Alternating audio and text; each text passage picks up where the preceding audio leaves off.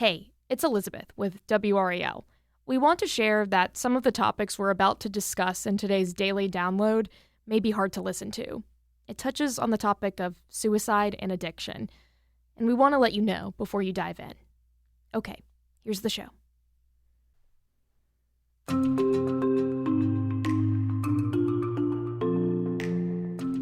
Welcome to the WRAL Daily Download. I'm Elizabeth Holmes. A state committee tasked with preventing child deaths here in North Carolina is focused on social media. Why? The risk of suicide among kids and teens and the role social media plays in it. WRAL state government reporter Will Doran joins us now. Hi, Will. Hey, Elizabeth. Nice to talk to you. Nice to talk to you, too. I was watching a newscast that you were in earlier today. We're recording this on Wednesday, October 8th. And you shared a very stark and sad number during the noon newscast. Tell us about this number that I'm mentioning that I think is important for people to hear. Yes, this was really how the task force kicked off their meeting, and it was that in the last decade, there's been nearly 500 kids in North Carolina who have taken their own lives. That's almost one a week on average. And that's why this task force exists, is to acknowledge that that is a problem and to hope that it is a fixable problem that we can tackle as a state and try to cut down on that just really tragic number. You also shared another one with me after this task force kind of wrapped up, and we'll get into what they even talked about. But another really striking one that stuck with me that you told me about is about 40% of teens are now using a chat bot for emotional support. What's your reaction to that? What does that even mean? Yes, so that was a big focus today of this hearing was on social media, but particularly on AI-powered chatbots. And, anytime, nowadays you're going online to your bank or a car dealership website or something like that, you're going to run into AI chatbots they're going to say, hey, can I help you? But there's also a growing trend, like you said, of teens turning to AI companies and just having long conversations with them. And what we heard today was that a lot of times, kids don't start off seeking this out. They'll start off using it for help with homework or things like that. But then it'll kind of, go on and they'll realize, oh, this thing kind of talks to me and I can talk back to it. And it's like talking to a real person. And so they'll start kind of opening up. And a lot of times they're coded to just be really affirming, to never tell the person that you're wrong or that, maybe this other person that you're arguing about does have a point. And, when you're an emotional teenager, these things come up a lot, whether it's with your friends or your family or your teachers. And so, you find this chatbot and it just always tells you that you're right about everything. And it can kind of drive this cycle where, it feels good to get that affirmation. And so you keep coming back to it and keep coming back to it and, kind of get a little bit more isolated. And, as we saw, obviously, from the pandemic, isolation is never good for people's mental health and especially not for young people. And so this is definitely a real concern that they're trying to nip in the bud because this is very new, but with such a large percentage of teens using these things and it's growing, basically every social media company has its own AI engine now. Companies like Google and Amazon have their own competing AIs. Everyone is in the AI arms race right now. It's on any phone that you buy. Anytime you log on to your favorite search engine, you're going to see some AI stuff. So it's a new technology, but it is just growing, and the state is really trying to kind of nip this in the bud, specifically as it relates to to kids using it. And it seems like this is kind of a two-pronged thing, right? Like we start with social media platforms, AI platforms being very highly addictive. I think about how much time I waste on TikTok alone, just that one social media platform.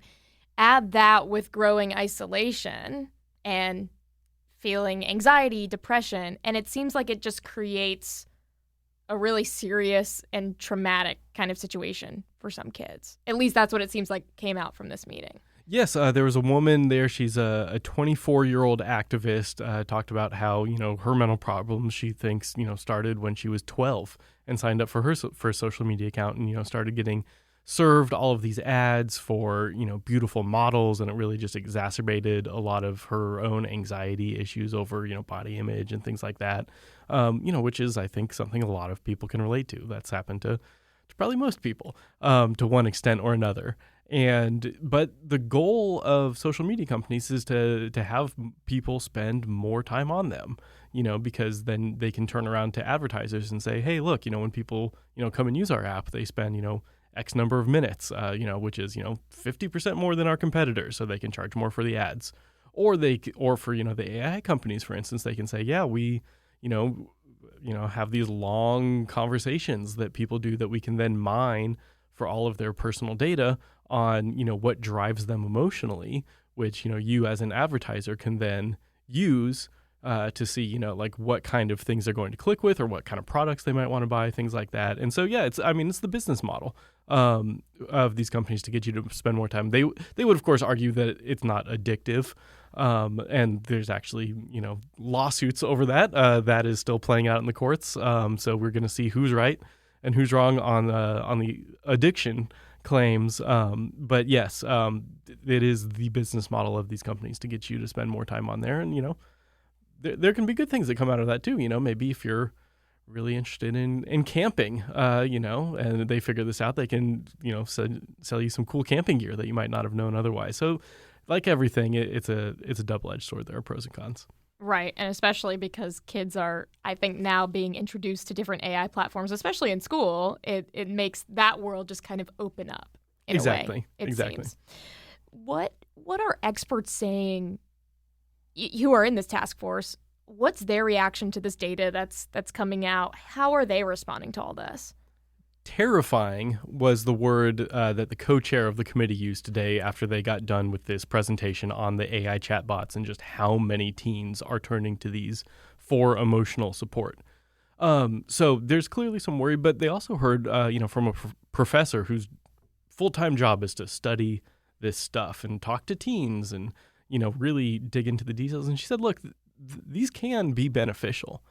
Sometimes people really don't have anyone in their life that they can confide in, and they need to get something out. And so it absolutely can be helpful. But when they become too obsessed, with talking to their chatbot friend or just too reliant on it, or when it starts, destroying other real life relationships that they have or replacing those relationships, then that's when it becomes a problem. And so you have to, it's not a question of, banning AI, banning chatbots. I think everyone recognizes that that's not going to happen. It's just realizing that, okay, this stuff is here, and what can we do to regulate it and to kind of chip away at the edges, and make sure that it's leaning more towards the good side than the bad side. We'll be right back.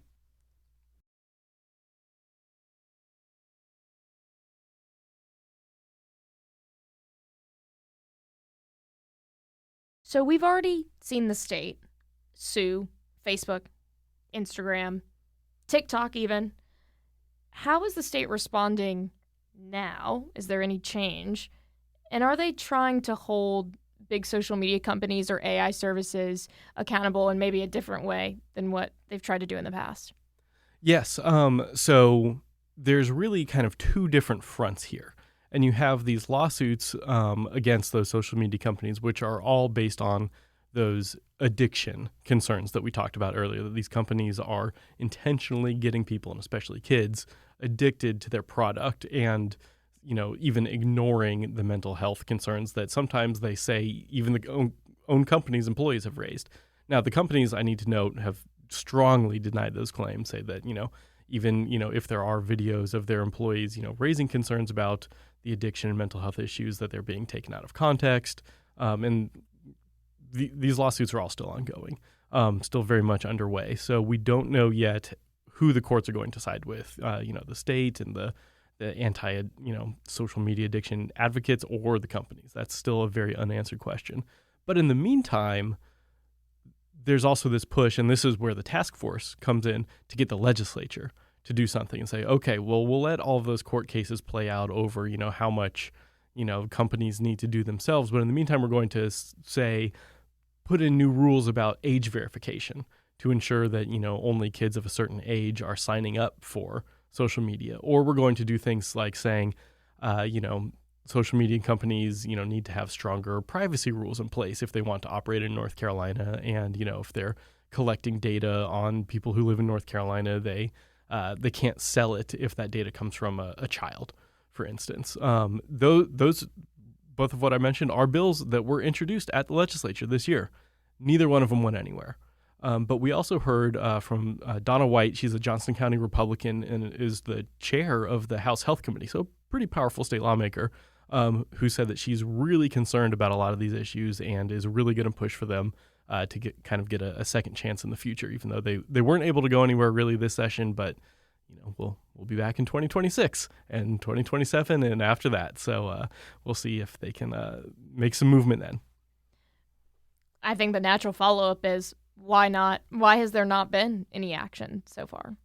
Well, like I mentioned a minute ago, all of the top, earning companies in the world really are invested in AI and social media and things like that. And so they have a lot of money to throw into political donations, into lobbyists. And it's not just in Congress, it's in Raleigh too, for the state legislature. And there are, concerns that they bring up that, some of these proposals like age verifications would be unconstitutional.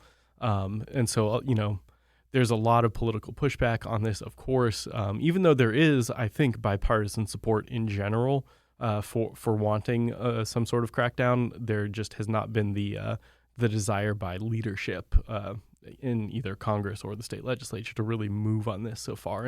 And some states have, and they've immediately been tied up in lawsuits. Mississippi passed an age verification law, kind of like what North Carolina's been talking about, and it's already at the Supreme Court. So even if you do pass something, there's no guarantee that it'll actually go into effect. Last question is just, how do you think parents will respond to this, to what you heard today? Well, I think that, parents would probably be a little concerned about some of these things. Because it's so new, there are, companies, you've never even heard of that your kids are sharing all of their secrets with. I mean, that's, of course, going to give people pause. I think what I keep coming back to is, they did have this, expert. She's a professor who studies this. And she said, look, this can be helpful. Sometimes kids do need to confide in someone or something. And if they don't have a person to do it with, then, a chatbot is maybe the next best thing. But if there's a school counselor or somebody like that, a friend, a trusted family member, that obviously is typically the better approach. I'm sure it just gives people a lot of pause on, how much access they give their kids to social media. But, that's obviously been a concern for many years. I think just the rise of AI really kind of puts it in a new spotlight. It sounds like maybe if a parent hears this podcast, maybe they'll think, maybe I need to have a conversation with my kid and just talk to them about what is possible here and, check in with them emotionally, too, to see if they are using something like this. Because I wonder if a lot of parents even know that their kids might be using something like this. Probably not. And to wrap this up, I will say that one thing the legislature has done, I talked about all the things the legislature hasn't done. One thing they have done is earlier this year, they passed a law that banned phones in schools, which of course is going to cut down on the use of social media. But it also includes a provision that says schools need to teach social media education. It's almost like a sex ed class. It's not a daily class you go to, but, just once a year or something like that, where they talk about, being careful about what you put on the internet and how to spot fake news and not get tricked and, how to, deal with cyberbullying, things like that.